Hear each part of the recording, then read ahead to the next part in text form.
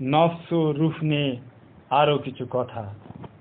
দেহটি জীবাত্মা তথা নফস নহে, পরমাত্মা তথা রূহ হওয়াটা তো অনেক পরের কথা। দেহটিতে রূপক ভাষায় খাঁচা বলা হয়। খাঁচা আর পাখি দুটো আলাদা বিষয়। পাখি উড়ে গেলে খাঁচাটি পড়ে থাকে। খাঁচা পাখি নয়, আবার পাখি খাঁচা নয়। দুটোকে মনের অজান্তে মিলিয়ে ফেলি, এটাই দৃষ্টি বিভ্রম। এটা দড়িকে সাপ মনে করার মতো। দড়ি সাপ নয়, কিন্তু ভুল হয়ে যায়। পরমাত্মা তথা রূহ তো এতই সূক্ষ্ম, এত চিকন বিষয় যে এর অবস্থান অণুপরমাণুর মতো। স্থূল চোখে দেখতে গেলেই ভুল হয়, মনে হয় রূহ তথা পরমাত্মাটি সৃষ্টি। আবার অনেকে মনে করে থাকেন রূহ তথা পরমাত্মাটি সৃষ্টিও নয়, স্রষ্টাও নয়। এই মনে করার মাঝেও সংকীর্ণতা থেকে যায়। ফেরাউনেরা বিশ্বাস করত আত্মাটি দেহ ছাড়া থাকতে পারে না, তাই দেহটিতে কেবল মমি করাই হতো না, বরং মমির সঙ্গে অনেক রকম জিনিসপত্র দিয়ে দিত। ফেরাউনরা এই আজব জীব বানিয়ে মূর্তির রূপ দিয়ে পূজা করত। এক ফেরাউন অনেক জ্ঞান গবেষণা করে বুঝে নিলেন যে এই আজব মূর্তিটার কোনো কিছু করার ক্ষমতাই নাই, বরং সূর্য আলো দেয়, সে আলোতে সব কিছু বেঁচে থাকে। তাই সূর্যকে দেবতা মনে করে পূজা করার হুকুম জারি করল এবং আগের চলে আসা মূর্তি পূজা করতে নিষেধ করা হলো। এমনকি অনেক মূর্তি ভেঙে ফেলা হলো এবং মূর্তি পূজা হতে সূর্য পূজার বিবর্তন দেখা দিল। কিন্তু সেই ফেরাউনের মৃত্যুর পর আবার বাপদাদারা সেই মূর্তি পূজা করত, উহাই চালু হয়ে গেল। সূর্য দেবতাই নয় বলে সেদিনের জ্ঞানী গুণীজনেরা যুক্তিতর্ক দিয়ে বুঝিয়ে দিলেন। বিবর্তনের লেজ আবার জোড়া লেগে গেল। মুসা নবীর তুর পাহাড়ে কিছুদিন অবস্থান করার দরুন উম্মতের মাঝে মরে যাবার সংশয় জেগে উঠল। সামরি নামক এক বিরাট জ্ঞানীর উপদেশে সোনার তৈরি গরুর বাচ্চার পূজা করতে আবার শুরু করে দিল। নবী হারুনের শত চেষ্টা বিফল হয়ে গেল। পরে অবশ্য নবী মুসার আগমনে ভুল ভাঙল এবং সামরি নামক জ্ঞানীর মৃত্যুদণ্ড কার্যকর করা হলো। কিন্তু একটি বিষয়ে সব ফেরাউন একমত ছিল, আর সেটা হলো দেহ মমির মাঝেই জীবন ফিরে আসবে। তাই দেহ মমিটিকে খুব যত্ন করে কবর নামক ঘরে রাখা হতো। কবর নামক ঘরে মমির মধ্যে আত্মা প্রবেশ করবে, তাই সুখে থাকার ব্যবস্থা। এই সব চিন্তাধারাগুলো সেমেটিক চিন্তাধারা বলা হয়।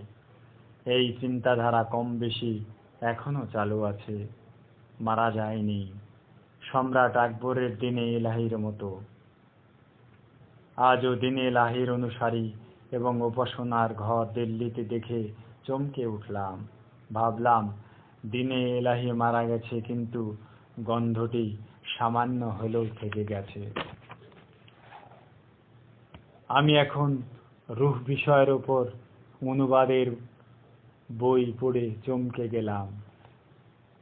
কিছু জানেন না, কিন্তু অনেক কিছু জানার মতো করে রূহ বিষয়ের ওপর বিরাট বই লিখেছেন। আর রূহকে যারা পরমাত্মা বলেন তাদেরকে নানা প্রকার গালাগালি করেছেন। অথচ ওই ভদ্রলোকটি রূহকে প্রথমে এক বচন না বলে বহুবচন শব্দটি ব্যবহার করেছেন। আবার লেখক একবার রূহকে সৃষ্ট বলেছেন, আবার নুরানি মাখলুক বলেছেন, আবার ফেরেশতা জিবরিলকে বোঝাতে চেয়েছেন। অথচ ফেরেশতারা কোনো জীবই নয়, কারণ এদের নফসও নাই, রূহও নাই। ফেরেশতারা হলেন আল্লাহর বানানো, আল্লাহর অগণিত রহমতের রোবট। কদরের রাতে ফেরেশতাদের নাজিল করা হয় এবং নাজিল করা হয় রূহ। কিন্তু ভদ্রলোক রূহ শব্দটির অনুবাদ করেছেন জিবরিল ফেরেশতা। কদর রাত্রে জিবরিল ফেরেশতাকে পাঠানো হয় লিখেছেন। জিবরিলের কাজই হলো ওহী নিয়ে আসা।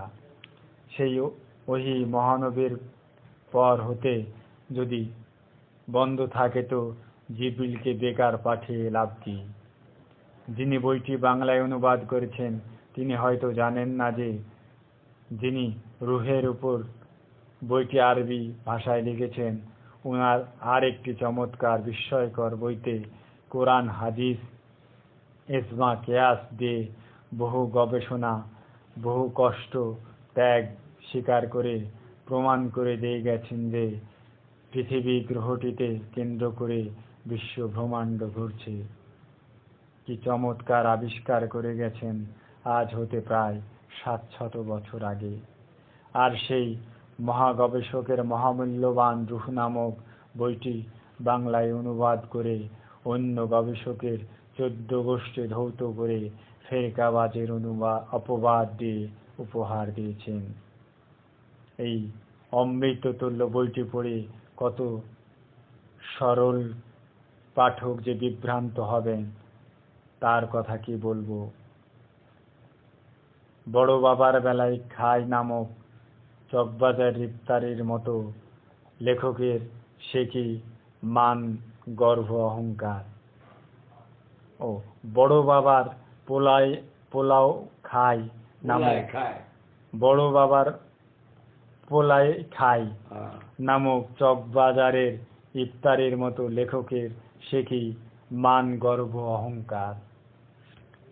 দলের হয়ে কলম ধরা আর নিরপেক্ষ হয়ে লেখার মাঝে আকাশ পাতাল পার্থক্য।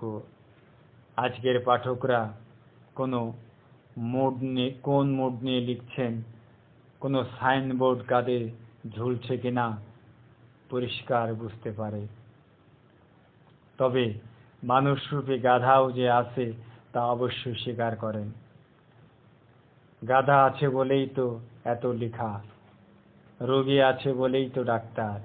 সংকীর্ণতার জ্বালা যেসব ধর্ম গবেষকদের মাথার মগজে কিলবিল করছে, তাদের কাছ থেকে সার্বজনীনতার বাণীটি কি করে আশা করতে চান? আশা করাটা বৃথা। যে না মানার সিদ্ধান্তটি আগেই নিয়ে ফেলেছে তাকে শত দলিল, শত যুক্তি দেখিয়ে কোনো লাভ নেই। দলের সাইনবোর্ড যাদের ঘাড়ে ঝুলছে তাদের কাছে দলের গীতি শুনবেন। যদি 2-4টা সার্বজনীনতার কথা শুনতে চান তো তার মাঝেও কয়েকটি কিন্তু পাবেন। তার মানেই হলো কিন্তু শব্দটি বসিয়ে সার্বজনীনতাটাকে উপহাস করা। আসল কথাটি হলো ঈসা নবীকে আল্লাহ রূহ বলেছেন, তাই রূহের প্রকারভেদ করতেই হবে।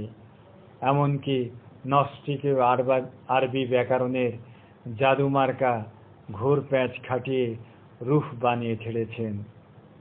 কিছু একটা প্রতিবাদ করতে গেলেই অন্য ফিরকার অনুসারী বলে যা তা গালমন্দ করে ছাড়বে। কথায় বলে চোরের মায়ের বড় গলা। এরকম ভাবভঙ্গি নিয়ে কত কথার প্যাঁচ আর জাদু দেখাতে চাইবে যে আপনি অবাক হবেন। সাধারণ মুসলমান এইসব বিষয়ের বিন্দু বিসর্গ কিছুই জানে না বলে তাদের পাতে দেয়া মাত্র খেয়ে ফেলে, যার দরুন আসল আর নকল চেনাটা বড়ই মুশকিল হয়ে পড়েছে। এক সাইনবোর্ডওয়ালা ইসলাম গবেষক তো নবী হতে রসুল অনেক বড় প্রমাণ করার জন্য বিরাট একখানা বই লিখে ফেলেছেন। কত দলিল যে দাঁড় করিয়েছেন তারই আত্মা নাই। এতে কি হয়েছে? অনেক চিন্তাশীল ধর্ম গবেষকেরা রসুলকে নবী হতে বড় করে দেখে। একবার আমি চট্টগ্রামের সিপোর্টে মহরম মাসে ওয়াজ করার দাওয়াত পাই। 2 দিন ওয়াজ করলাম। আমি বুঝিয়ে দিলাম যে রসুল হতে নবীর মর্যাদা অনেক বড়। সেদিনেই পোর্ট সচিব ছিলেন একজন ইসলাম গবেষক, নাম তার ফারুক। উনি বিরাট আকারে ইসলাম ধর্মের ওপর এই গবেষণামূলক বই লিখেছেন। বইটিতে তিনি আগাগোড়া রসুলকে নবী হতে অনেক মর্যাদাবান বলে লিখে গেছেন। আমার মুখে উল্টোটা শুনে আমাকে বারবার প্রশ্ন করছেন, আর আমি প্রতিটি প্রশ্নের উত্তর দিচ্ছি। জ্ঞানী ভদ্রলোক, বুঝতে পারছি উনি আমার প্রতিটি প্রশ্নের উত্তর গ্রহণ করে নিচ্ছেন। যখন ওনাকে একটি কথা বুঝিয়ে বললাম যে আপনি একটিবার ভেবে দেখুন তো, আল্লাহ রসুল নির্বাচন করেন মানুষ এবং ফেরেশতা হতে, কিন্তু নবী নির্বাচন করে কেবলমাত্র মানুষ হতে। আপনি একটিবারের তরফ দেখতে পারবেন না যে ফেরেশতাদের থেকে একজন নবী নির্বাচন করেছেন। ফেরেশতাদের থেকে আল্লাহ রসুল বানিয়েছেন কথাটি বেশ কয়েকবার পাবেন, কিন্তু নবী বানাবার প্রশ্নে পুরা কোরআনে একটিবারও ফেরেশতাদের কথাটি বলা হয়নি। ফেরেশতা যতই শক্তিশালী হোক না কেন, ফেরেশতারা যতই মর্যাদার অধিকারী হোক না কেন, কিন্তু ফেরেশতাদের সৃষ্টির সর্বশ্রেষ্ঠ জীব বলা হয়নি, বলা হয়েছে মানুষকে। কারণ মানুষকে নফস এবং রূহ দেওয়া হয়েছে, ফেরেশতাদেরকে নফস এবং রূহ দুটোর একটিও দেওয়া হয়নি। সূরা কদরে পরিষ্কার বলে দেওয়া হয়েছে যে সেই শক্তিশালী রাত্রে নাজিল করা হয় ফেরেশতাদের এবং রূহ। রূহ যদি ফেরেশতারাই হতো, তাহলে আল্লাহ আলাদা করে ভাগ করে বলতেন না যে কদর রাত্রে তথা শক্তিশালী রাত্রে ফেরেশতাদের এবং রূহ নাজিল করি। রূহ বিষয়টি এমনিতেই গোপন। যদিও রূহ বিষয়ের উপর যথেষ্ট ধারণা না থাকে, তো সোজা বলে দিন যে এই বিষয়টি আমার জানা নাই অথবা জানি না। জানি না বলার মাঝে এমন কি লজ্জা আছে, বরং সততার আদর্শটি ফুটে উঠবে এবং মানুষ আপনার গবেষণায় ধন্যবাদই জানাবেন। অবশেষে আমাকে আর একদিন রেখে সিপোর্টের অনেক অফিসার এবং তাদের বন্ধুরা মিলে এককভাবে অনেক রাত পর্যন্ত ওয়াজ করালেন এবং ওয়াজটি ক্যাসেট করে রাখলেন। আমাকে সিপোর্টের গেস্ট হাউসে রাখা হয়েছিল। সেই ইসলাম গবেষক অফিসারটি এসে আমার সামনে শিশুর মতো কাঁদলেন আর বললেন, জীবনে কি কেবল ভুলই শিখে গেলাম? আমি সান্ত্বনা দিয়ে বললাম যে আমাকেও এরকম ভুলের ফাঁদে অনেকবার পা ফেলতে হয়েছে। আল্লাহর রহমতে সত্য জানবার ফরিয়াদ করলে আল্লাহ সত্য পথটি দেখিয়ে দেয়। বেশিক্ষণ উনি থাকতে পারেননি, কারণ নৌমন্ত্রী আসার কথা। যতদূর মনে পড়ে সেই সময় নৌমন্ত্রী ছিলেন জনাব সাবের হোসেন চৌধুরী। পরে অবশ্য কয়েকবারই ঢাকাতে এসে আমার সঙ্গে দেখা করে গেছেন। রূহ বিষয়টির উপর পরিষ্কার ধারণা রাখতে হলে শাহ সুফি সদরুদ্দিন আহমেদ চিশতি সাহেব রচিত মসজিদ দর্শন বইটি পড়তে পারেন। আরও বেশি জানতে হলে মহিউদ্দিন ইবনুল আরাবী এবং আহমদ রেফায়ের রচনা সমগ্র পড়তে পারেন। অধম লেখক রূহ বিষয়টি বিস্তারিত লিখেছি মারিফতের বাণী নামক বইটিতে। যতবার রূহ বিষয়টি কোরআনে বলা হয়েছে, ততবারই এর ব্যাখ্যা বিশ্লেষণ করেছি। মনে হয় কোরআনে রূহ বিষয়টি 17 বার উল্লেখ করেছে এবং 17 বারই ব্যাখ্যাটি দেওয়া হয়েছে।